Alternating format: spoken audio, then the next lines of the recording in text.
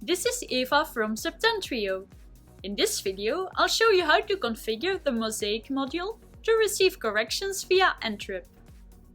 Before you begin, make sure you have access to a working NTRIP caster.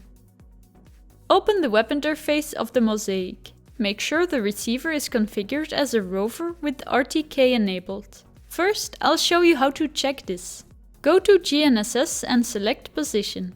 Make sure that the mode is set to rover and that the box next to RTK is ticked. The next step is to configure the receiver as an NTRIP client. Go to Corrections and select NTRIP.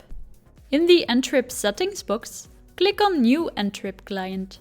Enter the name or IP address and port number of the caster. In most cases, you'll also need to provide the username and password of your account.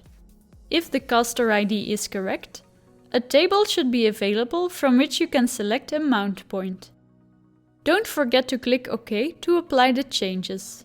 You should see the NTRIP link become active.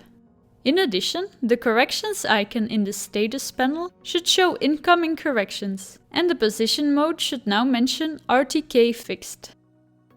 I hope you enjoyed the video, and don't forget to check out our latest GNSS adventures on septentrio.com. Thanks for watching.